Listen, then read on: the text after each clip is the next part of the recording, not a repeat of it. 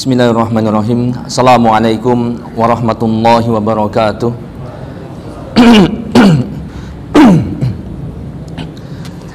Innal hamdalillah nahmaduhu wa nasta'inuhu wa nastaghfiruh wa na'udzu billahi min syururi anfusina wa sayyiati a'malina.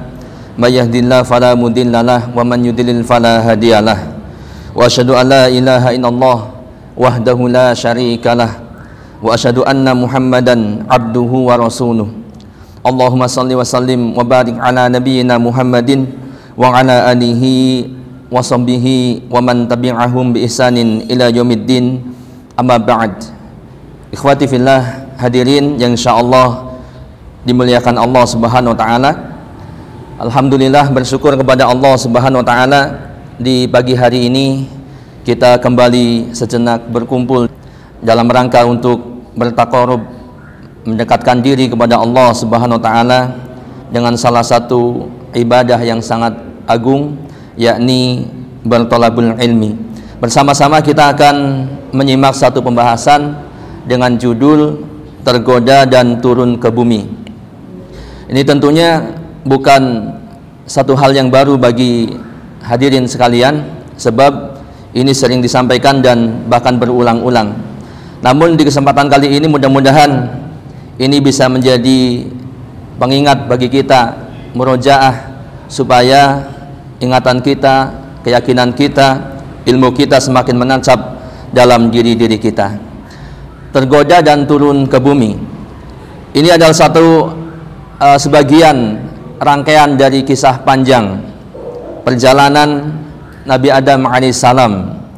Dalam hal ini khususnya adalah tentang penciptaan Nabi Adam alaihissalam, ya, sampai akhirnya diturunkan ke bumi. Maka di sini dikatakan tergoda dan turun ke bumi.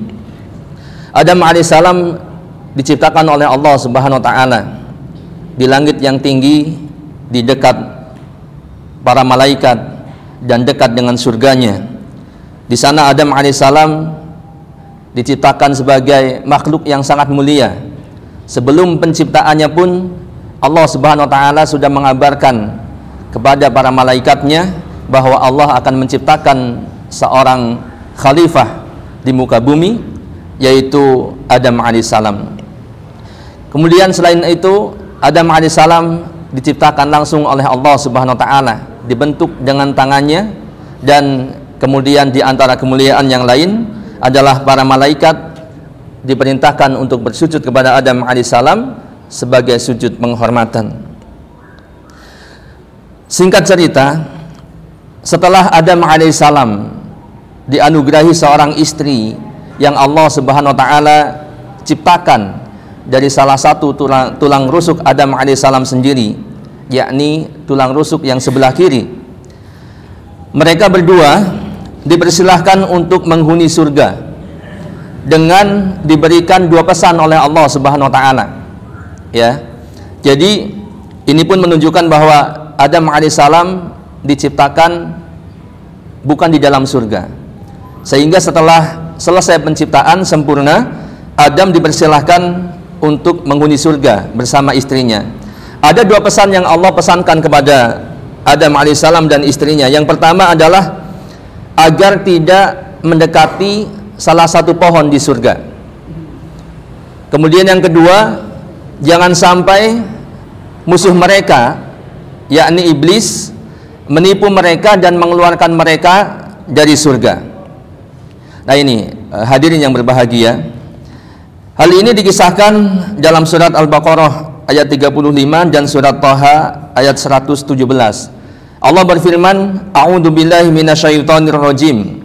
Wa qulna ya adamuskun anta wa zawjukal jannah wa kula minha ragadan haitsu syi'tuma wa la taqraba hadhihi syajarata fatakuna minadh dhalimin.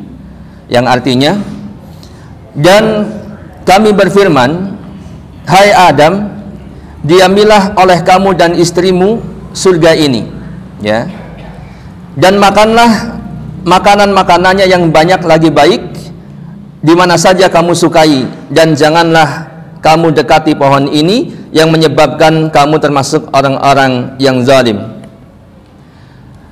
Hadirin yang berbahagia, ini adalah pesan yang Allah Subhanahu wa taala berikan kepada Adam dan istrinya. Ya, selain Allah mempersilahkan Adam dan istrinya untuk tinggal di dalam surga dan juga memakan makanan yang banyak lagi baik. Dan ini adalah di antara sifat-sifat makanan ataupun minuman di dalam surga. Makanannya banyak, lezat dan baik. Sedangkan di dunia terkadang makanan lezat, akan tetapi mungkin saja bagi sebagian orang tidak baik ataupun tidak thayyib. Sedangkan di surga semuanya lezat dan baik. Kemudian Allah berpesan, wala taqraba hadhihi syajarah. Janganlah kamu mendekati pohon ini. Ya, ini jadi yang dilarang untuk didekati ini adalah salah satu pohon saja. Ya, atau pohon tertentu saja, bukan semua pohon. Ya, sehingga jangan sampai ada yang mengatakan kok di surga serba dilarang, begitu ya. Dan ini adalah salah satu ujian bagi Adam alaihissalam dan istrinya. Ini yang pertama. Kemudian yang kedua, Allah berfirman, wa qulna ya Adamu inna hadza aduwwun laka wa li zaujika fala yukhrijannakuma minal jannati fatashqa. Maka kami berkata, hai Adam, diamilah, hai Adam, mohon maaf, sesungguhnya ini iblis adalah musuh bagimu dan bagi istrimu. Maka sekali-kali janganlah sampai dia mengeluarkan kamu berdua dari surga yang menyebabkan kamu berdua menjadi celaka. Ini pesan yang kedua. Jadi Allah sudah berpesan kepada Adam alaihissalam, ya, agar berhati-hati bahwa ini iblis adalah musuh bagi mereka berdua, sehingga jangan sampai nanti, ya, iblis ini mengeluarkan mereka berdua dari surga. Akan tetapi hadirin yang berbahagia, pada kenyataannya Adam alaihissalam terpedaya oleh tipuan iblis yang membujuk dan merayunya. Maka didekatinya pohon itu, bahkan kemudian mereka berdua mencicipi buahnya. Adam alaihissalam dan Hawa pun menyesal serta mengakui kesalahan mereka, lalu meminta ampun kepada Allah Subhanahu wa taala, dan Allah Subhanahu wa taala pun mengampuni mereka. Kemudian Allah Subhanahu wa taala memerintahkan mereka untuk keluar dari surga dan turun ke bumi. Ini bisa kita lihat dalam surat Al-A'raf ayat 20 sampai 22, kemudian surat Thaha 120 sampai 122.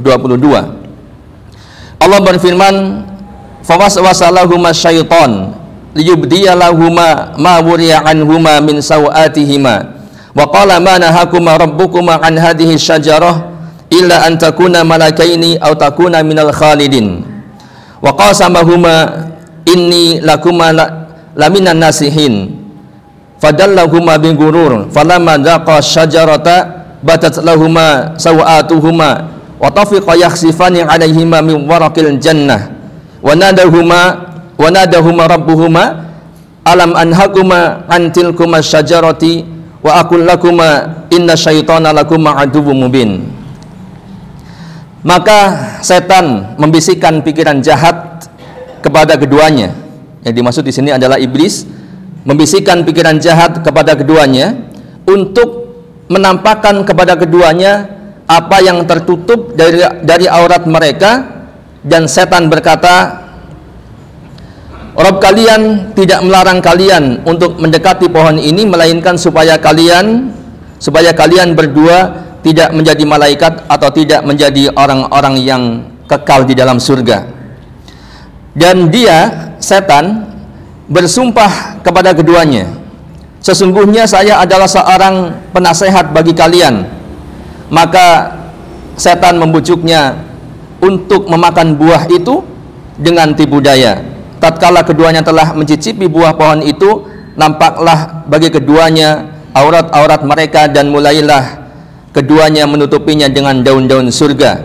Kemudian Rabb mereka menyeru mereka, bukankah aku telah melarang kalian berdua dari pohon itu, dan aku katakan kepada kalian, sesungguhnya setan itu adalah musuh yang nyata bagi kalian berdua. Nah, ini hadirin yang insyaallah dimuliakan Allah Subhanahu wa taala, ayat ini mengisahkan tentang bagaimana tipu daya iblis kepada Adam alaihissalam, yang sampai akhirnya Adam alaihissalam kemudian terjatuh ataupun terbedaya oleh tipuan tersebut sehingga melanggar larangan, yaitu larangan untuk mendekati sebuah pohon. Kemudian pun demikian dalam surat Thaha 120 dan 122 Allah berfirman, fawaswasa ilaihi syaitan qala ya adamu hal adulluka ala syajaratil khuldi wa mulkin la yabla fa akala minha fabadat lahuma sawatuhuma wa tafiqa yakhsifani alaihima min waraqil jannah wa asa adama rabbahu fagawa summa jtabahu rabbuhu fataba alaihi wa hada. Kemudian syaitan membisikkan pikiran jahat kepadanya dengan berkata, hai Adam, maukah saya tunjukkan kepadamu pohon khuldi, pohon keabadian dan kerajaan yang tidak akan binasa. Maka keduanya memakan dari buah pohon itu, lalu nampaklah bagi keduanya aurat-aurat mereka, dan mulailah keduanya menutupinya dengan daun-daun yang ada di surga, dan durhakalah Adam kepada Rabbnya dan sesatlah dia. Kemudian Tuhannya memilihnya, maka dia menerima taubatnya dan memberi petunjuk. Hadirin yang berbahagia, di dalam penjelasan ataupun di dalam ayat ini dikatakan bahwa Adam dilarang untuk mendekati sebuah pohon, kemudian iblis memberikan tipu daya, ya, dan kemudian Adam alaihissalam terjatuh. Adapun nama pohon ini, beberapa pendapat mengatakan bahwa walaupun ini dikatakan ya mungkin tidak penting ya, akan tetapi ada yang mengatakan bahwa pohon itu, ada yang mengatakan pohon anggur, pohon gandum, kemudian pohon kurma, buah tin, ataupun pohon yang apabila dimakan membuat orang berhadas. Dan juga ada yang mengatakan bahwa pohon itu adalah pohon yang dimakan malaikat agar menjadikan mereka kekal, ya. Akan tetapi Imam Abu Ja'far bin Jarir rahimahullah mengatakan bahwa yang benar adalah Allah Subhanahu wa taala telah melarang Adam dan istrinya memakan buah pohon tertentu saja dari pohon-pohon yang ada di surga. Jadi tidak semua pohon, tetapi keduanya memakan buah dari pohon tersebut, dan kita tidak tahu apa yang dikatakan oleh Allah Subhanahu wa taala itu, yaitu tidak disebutkan pohon apa, ya. Karena dia tidak menjelaskan hal itu kepada hamba-hambanya, baik di dalam Al-Quran maupun di dalam hadis yang sahih. Ada yang mengatakan bahwa pohon itu adalah pohon pir. Nah, ini beda lagi ya. Kemudian ada yang mengatakan pohon anggur, ada yang mengatakan buah tin, dan bisa jadi itu adalah salah satu darinya. Dan ini adalah pengetahuan yang tidak mendatangkan manfaat bagi orang yang mengetahuinya, serta tidak memudaratkan orang yang tidak mengetahuinya. Kemudian hadirin insyaallah dimuliakan Allah Subhanahu wa taala. Ya, tadi kan kita sudah menyimak bagaimana Adam kemudian terpedaya ya oleh godaan ataupun rayuan daripada iblis. Nah, di sini para ulama menjelaskan kenapa ataupun alasan kenapa sampai Adam kemudian kok bisa terjatuh begitu ya. Mungkin kita pernah berpikir, kalau saya ya, kalau kita berada di surga dan menjadi Adam pada waktu itu, ya mungkin kita tidak akan memakan buah pohon itu, ya, karena kita sudah tahu bagaimana kisah dan hikmahnya, sehingga kita mengatakan demikian. Akan tetapi kalau saja mungkin saja kalau kita menjadi bapak kita yang pertama, yaitu Adam alaihissalam waktu itu, mungkin saja kita akan terjatuh pada bujuk rayu iblis tersebut. Nah, para ulama menjelaskan alasan kenapa Adam dan Hawa kemudian memakan buah yang terlarang di surga. Ibnu Abbas radhiyallahu anhuma berkata, ya, Adam mengira ketika iblis bersumpah atas nama Allah, ya, seraya mengatakan, kenapa Rabb kalian melarang kalian untuk memakan buah pohon terlarang ini, yakni yaitu agar kalian tidak menjadi malaikat-malaikatnya yang didekatkan dengannya, dan agar kalian tidak kekal di sini, ya.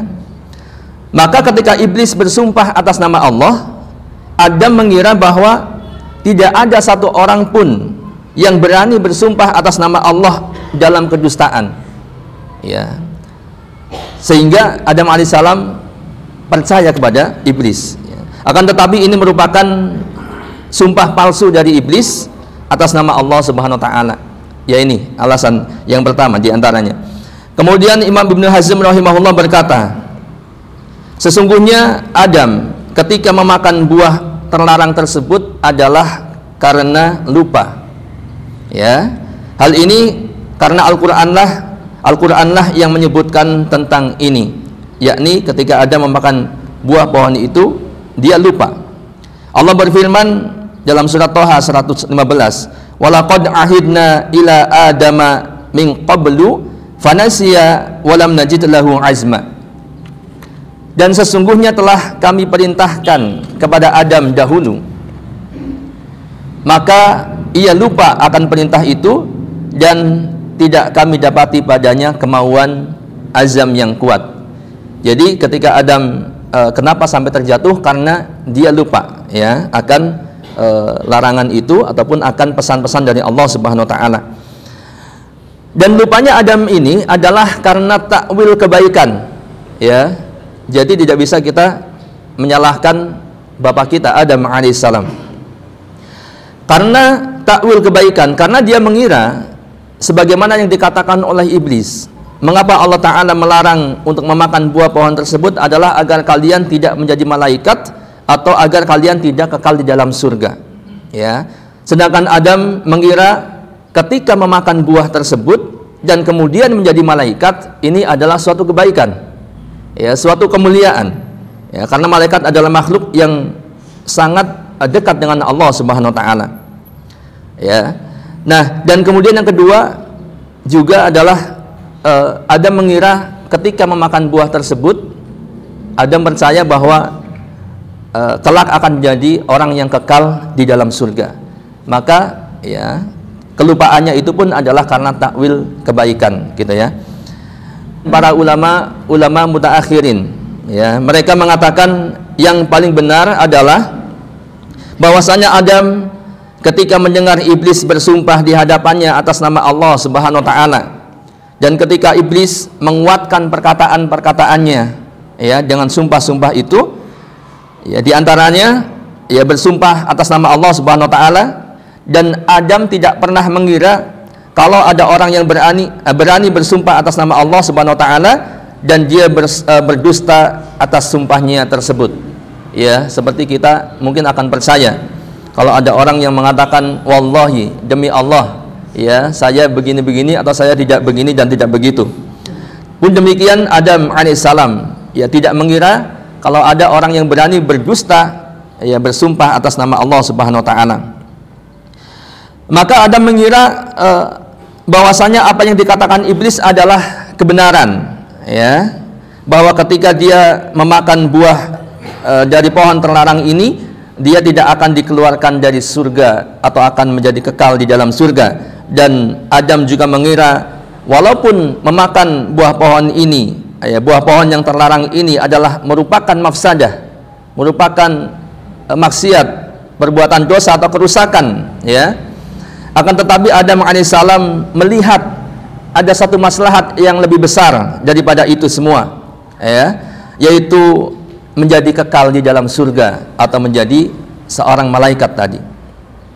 Dan Adam pun mengira kalaulah dia nanti bersalah, ini semua dia akan tutup dengan taubatnya kepada Allah Subhanahu wa taala, ya. Jadi ini diantara alasan kenapa Adam alaihissalam kemudian terjatuh pada bujuk rayu daripada iblis yang memakan buah dari pohon yang terlarang.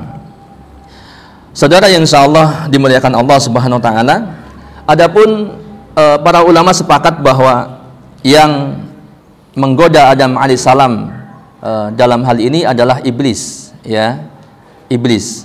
Kemudian mereka berbeda pendapat, ya. Ada dua pendapat bagaimana cara iblis menggoda Adam alaihissalam, ya.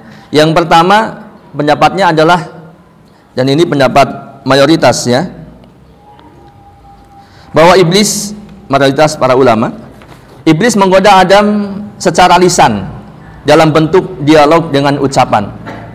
Artinya langsung, begitu ya. Karena ada pendapat yang kedua nanti bahwa iblis menggoda dengan was-was ataupun bisikan dalam hati. Nah, ini merupakan pendapat yang pertama adalah pendapat Ibnu Mas'ud, Ibnu Abbas, dan juga mayoritas ulama. Jadi iblis tidak menggoda melalui bisikan hati, artinya berbicara langsung kepada Adam alaihissalam. Ya, di dalam tafsir Al-Qurtubi dikatakan ulama berbeda pendapat mengenai cara bagaimana iblis menggoda Adam. Ya, Ibnu Mas'ud, Ibnu Abbas, dan mayoritas ulama berpendapat bahwa iblis menggoda Adam dan Hawa dengan dialog secara lisan. Dalilnya adalah firman Allah Subhanahu wa taala yang artinya, dan dia syaitan bersumpah kepada keduanya, sesungguhnya saya adalah termasuk orang yang memberi nasihat kepada kalian berdua. Ya, adanya sumpah ini menunjukkan bahwa itu dilakukan secara lisan, bukan secara bisikan. Ini pendapat yang pertama. Yang kedua, iblis menggoda Adam melalui was-was dan bisikan hati, dan bukan secara lisan ataupun dialog langsung, ya. Al-Qurtubi menukil keterangan ulama yang lainnya. Dia mengatakan, sebagian ulama mengatakan bahwa iblis tidak masuk surga untuk menemui Adam setelah dia diusir dari surga. Kan sebelum ada dialog antara iblis menggoda Adam, sebelumnya iblis terusir dari surga karena membangkang perintah Allah Subhanahu wa taala untuk sujud kepada Adam alaihissalam. Ya. Bahwa iblis tidak masuk surga untuk menemui Adam setelah dia diusir dari surga. Namun iblis menggoda Adam dengan kekuatan setannya dan was-wasnya kepada Adam, yang kemampuan itu Allah berikan kepadanya, sebagaimana yang disabdakan oleh Rasulullah SAW bahwa syaitan mengalir di pembuluh darah Bani Adam. Ya, bahwa syaitan mengalir di pembuluh darah Bani Adam. Ini pendapat yang kedua. Dan di sini dikatakan bahwa yang lebih kuat adalah pendapat mayoritas ulama, yaitu pendapat yang pertama, ya. Ini mengingat adanya ayat yang menegaskan sumpah iblis di hadapan Adam alaihissalam. Nah, kemudian pertanyaannya lagi adalah bagaimana cara iblis masuk ke dalam surga setelah dia terusir. Nah, ini saudara yang berbahagia, ini pun ada dua pendapat di sini. Yang pertama bahwa iblis masuk surga melalui atau bersama ular. Ya, walaupun di sini dikatakan ini adalah pendapat mungkin Israiliyat, ya. Ini yang pertama. Jadi iblis masuk ke dalam mulut ular, kemudian masuk surga bersama ular. Ya, singkatnya begitu. Yang kedua, bahwa iblis masih memungkinkan masuk surga, hanya saja tidak dimuliakan dan masuk dalam keadaan hina. Ya, ini sebagai ujian bagi Adam dari Allah Subhanahu wa taala. Jadi iblis masih memungkinkan masuk surga, hanya saja tidak dimuliakan dan masuk dalam keadaan hina. Al-Baydawi menyebutkan, ada yang mengatakan dia tidak boleh masuk ke dalam surga dengan penghormatan, sebagaimana dulu dia masuk ke dalam surga bersama para malaikat. Kalau dulu kan terhormat, ya, dimuliakan bersama para malaikat. Bahkan iblis itu, ya, sama, ya, atau mungkin bentuk wujudnya ada yang mengatakan sama dengan para malaikat. Ya, sehingga ketika Allah memerintahkan para malaikat untuk bersujud, maka iblis pun termasuk yang diperintahkan karena mereka, ya, jenisnya sama gitu, ya, wujudnya sama. Ada yang mengatakan demikian. Dan dia tidak dilarang untuk menggoda Adam sebagai ujian bagi Adam dan Hawa. Ya, jadi ini pendapat yang kedua, ada dua pendapat ini. Nah, hadirin insyaallah dimuliakan Allah Subhanahu wa taala. Yang selanjutnya, bahwa kedua jenis makhluk yang saling bermusuhan itu sama-sama terusir dari surga, yaitu iblis dan Adam alaihissalam, dan diturunkan ke bumi tempat mereka menjalankan kehidupan sampai datang kepada mereka kematian. Tetapi keadaan di antara keduanya sangat berbeda. Adam dan istrinya diturunkan setelah meraih ampunan dari Allah Subhanahu wa taala dengan sebab taubat mereka, yang mana taubat itu pun Allah Subhanahu wa taala lah yang mengajarkan kepadanya. Maka turunlah Adam ke bumi sebagai orang yang sudah disucikan dari dosa tersebut dan turun sebagai seorang nabi. Sedangkan iblis yang sombong dan congkak itu, ya, bukannya bertaubat ketika ditegur, tetapi malah justru menyombongkan dirinya atau menyombongkan diri, menantang dan memprotes hukum serta perintah Allah Subhanahu wa taala, maka iblis mendapatkan laknat sampai hari kiamat. Turunnya Adam alaihissalam dan istrinya untuk menjalankan tugas yang memang telah ditentukan sebelumnya. Kita bisa lihat dalam surat Toha 123 124 ya. Saya bacakan artinya di sini. Allah berfirman yang artinya, turunlah kalian semua dari surga, sebagian kalian menjadi musuh bagi sebagian lainnya. Jika datang kepada kalian petunjuk dariku, maka barang siapa yang mengikuti petunjukku, dia tidak akan sesat dan tidak akan sengsara. Dan barang siapa yang berpaling dari peringatanku, maka sesungguhnya baginya kehidupan yang sempit, dan akan kami kumpulkan mereka pada hari kiamat dalam keadaan buta. Ya, jadi ini Allah SWT berfirman kepada Adam dan juga kepada iblis, turunlah kalian semua dari surga. Ya, sehingga pada kesempatan hari ini judul pembahasan kita adalah tergoda dan turun ke bumi ya. Dan di sini ada pesan Allah SWT ya kepada mereka, yakni jika datang kepada kalian petunjuk dariku, maka barang siapa yang mengikuti petunjukku, dia tidak akan tersesat dan tidak akan sengsara. Dan sebaliknya, barang siapa yang berpaling dari peringatanku, maka sesungguhnya baginya kehidupan yang sempit, dan akan kami kumpulkan mereka pada hari kiamat dalam keadaan buta. Nah ini ya. Kemudian yang kedua dalam surat Al-Baqarah ayat 38 sampai 39, qulnah bitu minha jami'a fa imma ya'tiyannakum minni huda faman tabi'a hudaya fala khaufun 'alaihim wa lahum yahzanun waladina kafaru wa kadzdzabu bi ayatina ulaika ashabun nar hum fiha khalidun. Allah berfirman, turunlah kalian semuanya dari surga, kemudian jika datang petunjuk kepada kalian, maka barang siapa yang mengikuti petunjukku, niscaya tidak ada kekhawatiran atas mereka dan tidak pula mereka bersedih hati. Adapun orang-orang yang kafir mendustakan ayat-ayat kami, ya, mereka itulah penghuni neraka, mereka kekal di dalamnya. Dan Adam alaihissalam dan istrinya pun turun dalam keadaan diterima taubatnya. Ya, ini yang nanti membedakan dengan iblis ya. Jadi Adam alaihissalam Allah Subhanahu wa taala anugerahi berupa kalimat taubat ya. Fatalaqa Adamu min rabbih kalimatin fataba alaihi innahu huwat tawwabur rahim. Kemudian Adam menerima beberapa kalimat dari Rabb-nya, maka Allah menerima taubatnya. Sesungguhnya Allah Maha penerima taubat lagi Maha penyayang. Sumajtabahu rabbuhu fataba alaihi wahada. Kemudian Rabb-nya memilihnya dan menerima taubatnya serta memberinya petunjuk. Adapun ya kalimat taubat yang Allah Subhanahu wa taala ajarkan kepada Adam adalah Quran surat Al-A'raf ayat 23. Qala rabbana zalamna anfusana wa illam taghfir lana wa tarhamna lanakunanna minal khasirin. Nah ini. Nah, sedangkan iblis ya terusir dari surga dalam keadaan terlaknat dan terhina, dan kita sudah tahu semuanya. Allah berfirman dalam surat Al-A'raf ayat 12 sampai 18 ya. Saya bacakan. Allah berfirman yang artinya, apakah yang menghalangimu untuk sujud kepada Adam di waktu aku menyuruhmu? Iblis menjawab, saya lebih baik daripadanya.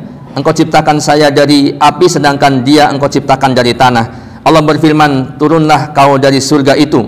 Tidak sepatutnya kau menyombongkan diri di dalamnya. Keluarlah, sesungguhnya kau termasuk orang-orang yang hina. Iblis kemudian menjawab, beri tangguhlah saya sampai waktu mereka dibangkitkan. Allah berfirman, baiklah, kamu termasuk mereka yang diberi tangguh. Iblis menjawab lagi, karena engkau telah menghukumku tersesat, saya benar-benar akan menghalang-halangi mereka dari siratal mustaqim, dari jalan engkau yang lurus. Kemudian saya akan mendatangi mereka dari muka mereka, dari belakang mereka, dari kanan dan kiri mereka, dan engkau tidak akan mendapati kebanyakan mereka bersyukur ataupun taat. Dan Allah berfirman, keluarlah kamu dari surga sebagai orang yang terhina lagi terusir. Sesungguhnya barang siapa di antara mereka mengikuti kamu, benar-benar aku akan menghiasi neraka jahanam dengan kalian.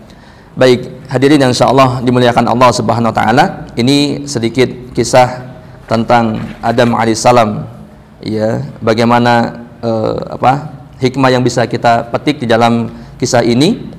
Di antaranya adalah agar kita berhati-hati terhadap iblis ataupun syaitan, ya, agar kita selamat dari tipu dayanya ataupun selamat dari jebakan-jebakannya, karena syaitan merupakan musuh yang nyata bagi manusia, bagi kita sekalian, dan mereka tidak akan ridho sedikit pun, tidak akan membiarkan kita untuk melakukan kebaikan ataupun ketaatan kepada Allah sekecil apapun, sehingga kita harus senantiasa menguatkan diri dan terus berhati-hati. Kemudian yang kedua, ketika kita terjatuh pada perbuatan dosa dan maksiat, hendaknya kita jangan mengambil sikap seperti iblis yang terus sombong, terus bermaksiat kepada Allah, padahal teguran dan nasihat demi nasihat datang kepada kita.